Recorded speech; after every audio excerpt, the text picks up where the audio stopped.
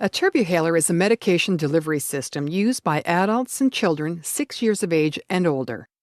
The system is inhalation-driven, meaning that medication is delivered to the lungs through the force of breathing in. Unlike aerosol inhalers, the medication is dry powder and no propellants are required to deliver it.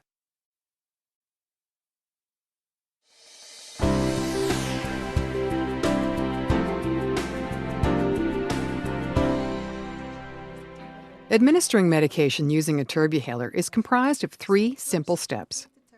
Step 1. Unscrew and remove the cover. Step 2. Hold the turbuhaler in one hand and twist the colored bottom of the turbuhaler with the other hand. Twist the grip in one direction and then the other until a click is heard. Hold the device with the mouthpiece pointing up. To prevent medication loss after hearing the click, avoid turning the turbuhaler upside down, shaking it, dropping it, or breathing into the turbuhaler. If the medication is lost, Step 2 must be repeated. Step 3. Begin by sitting or standing up straight and exhaling, taking care not to blow into the device. Place the mouthpiece between the teeth and wrap the lips around the mouthpiece tightly so that no air can escape. Tilt the head back slightly and then breathe in as quickly and deeply as possible. Remove the turbuhaler from the mouth and hold your breath while counting to 10 slowly or as long as possible, and then exhale. If a second dose is required, repeat steps 1 through 3. When finished, replace the turbuhaler cover and twist until it's tightly closed. After taking the medication, it's important to rinse with water, gargle, and spit out. Inhaled steroids left in the mouth may upset the normal balance and allow yeast to grow.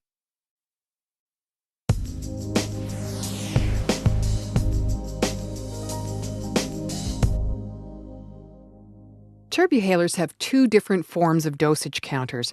One keeps track of doses in units of 20, while the other uses a side dial. A red mark first appears in the window when there are 20 doses left. The device is empty when the red mark fills the window. It's important to keep track of doses, since even an empty turbuhaler will make noise when shaken, creating the impression that medication remains. Turbuhalers, like all dry powder inhalers, require a desiccant or silicone gel to draw moisture away from the medication. As a result, a turbuhaler can feel partially full even when empty. When administering the medication, it's important to take a strong, deep breath. Only a strong breath will generate the energy required to spin the device's turbines and release the medication. Because the device is breath actuated, there's no need to wait between puffs. A second dose can be taken immediately after counting to 10 and reloading, as opposed to MDIs, which require up to 1 minute to repressurize the propellant. Another factor affecting the efficacy of the turbuhaler is the seal on the mouthpiece, which should be as tight as possible to maximize the force of the inhalation. For children using a turbuhaler, proper administration techniques should be consistently reinforced. They should be reminded often that turning the device upside down, shaking it, or dropping it will cause the medication to be lost. Blowing into it will dampen the dry medication, and this should be avoided.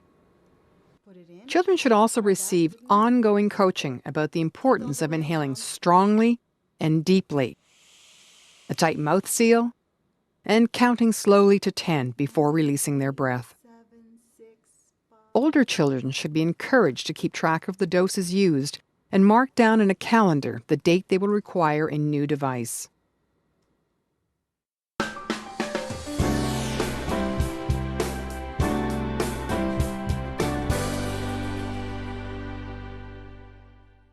Because the turbuhaler is a device that administers dry medication, it should never be immersed in water.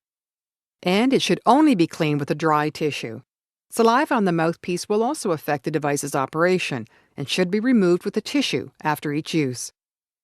And finally, if the hole becomes clogged with medication, it should be removed with a brush.